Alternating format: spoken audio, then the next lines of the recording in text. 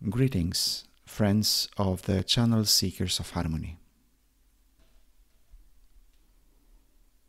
We could separate our relationship with food and nourishment into an external relationship, that is, in regard to our choices and our knowledge in general, and the internal relationship, that is in regard to the effect food has on our spiritual, psychological, and biological existence.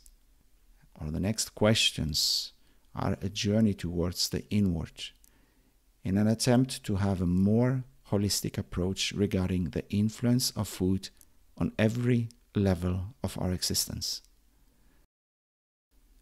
In every culture, tradition, religion, or system of self-discipline, we will find fasting as a method of self-purification and self-control.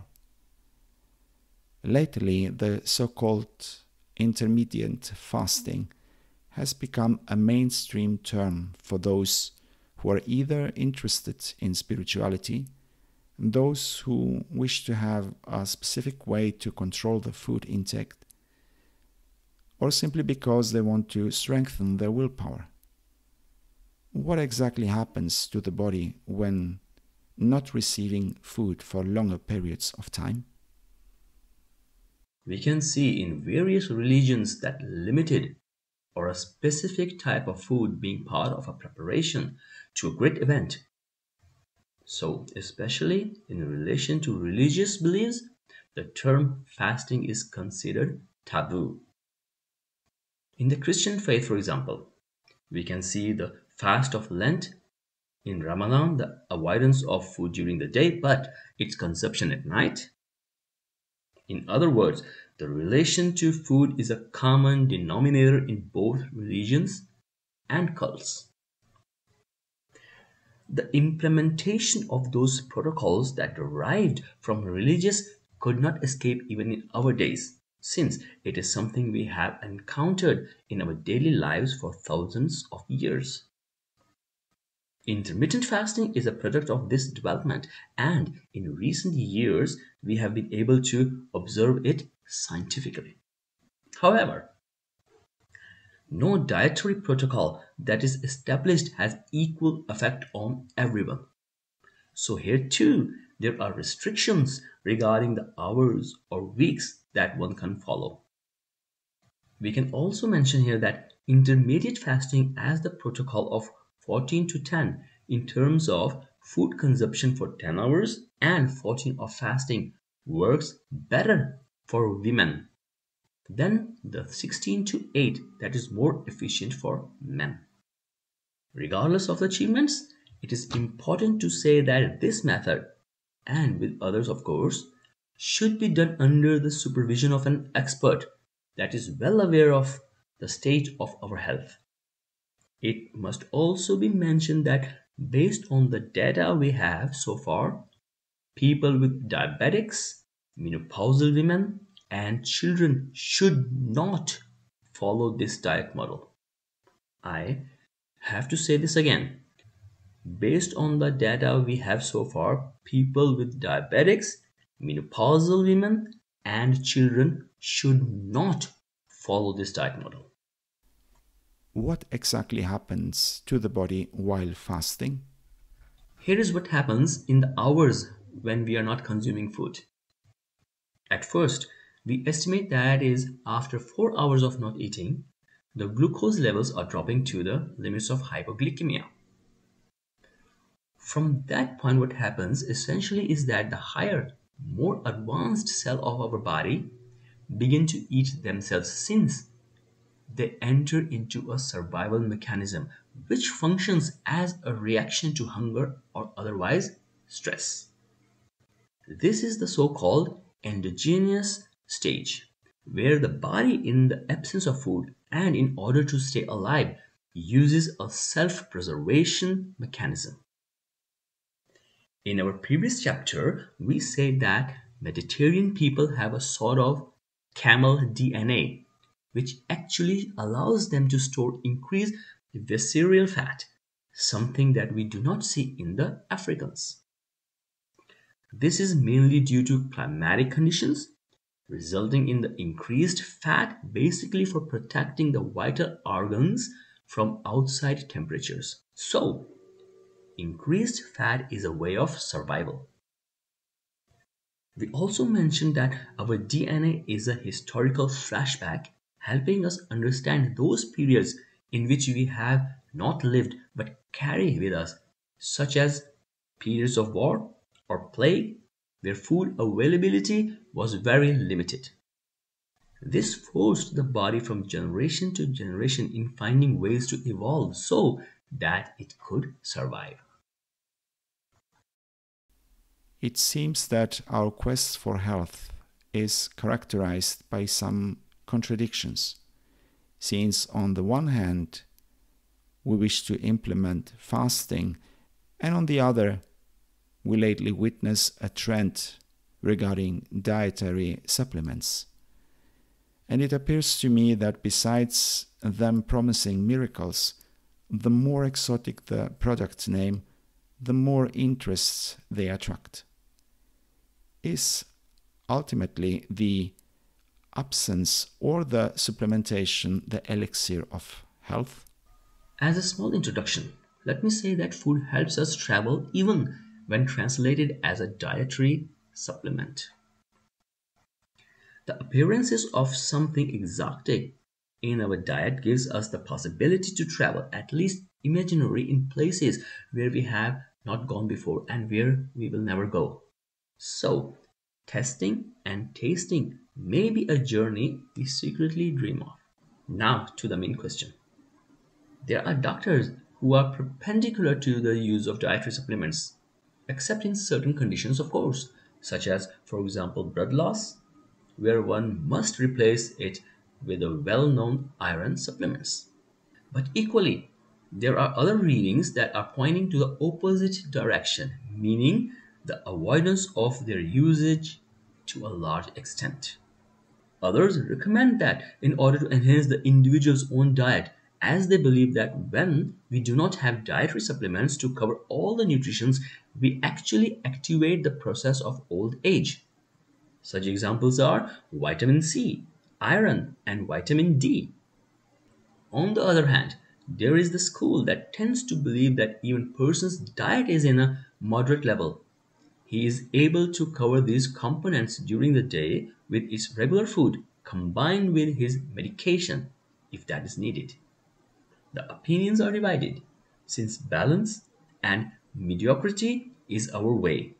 We can conclude that it would be good to use nutritional supplements when needed.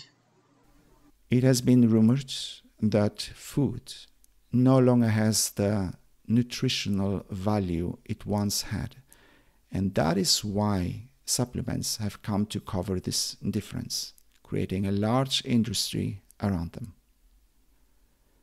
Have food really lost their nutritional value, or are supplements the result of marketing a non-existing need? Oh God, this is not just a question, but a spotlight to a situation that makes me search deep inside in me in order to give a legitimate answer.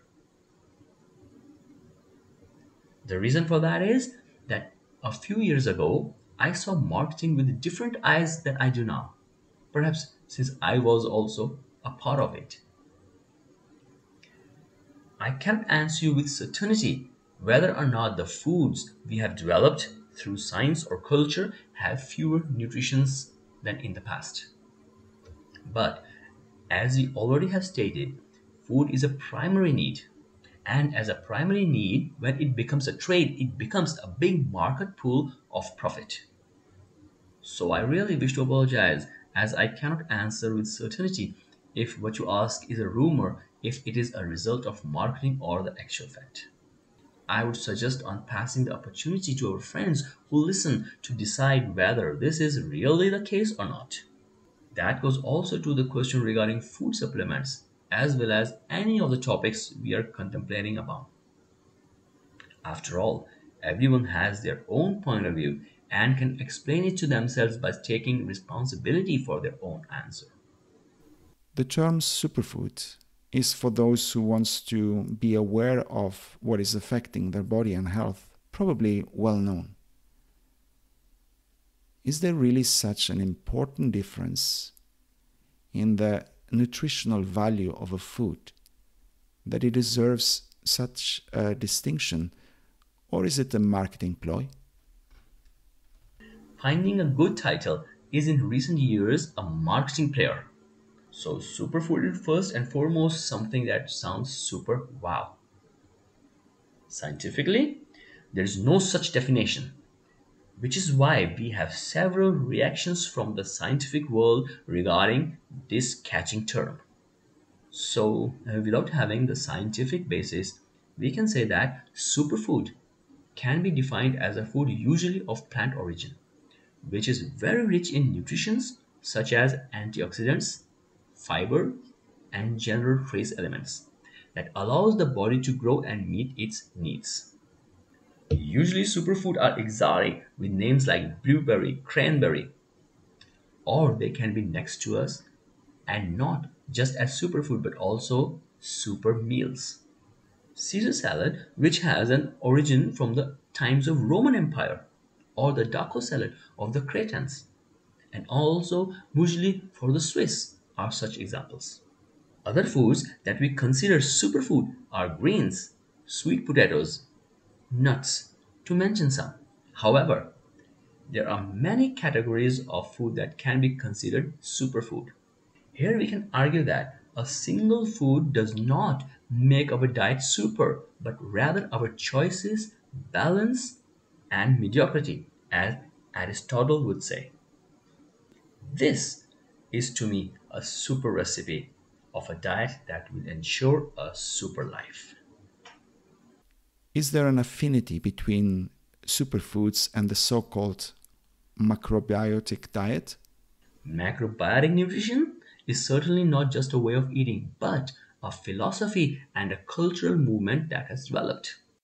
The diet is based on the concept of yin and yang, but in order to be able to distinguish what is beneficial or not, we must study it in depth.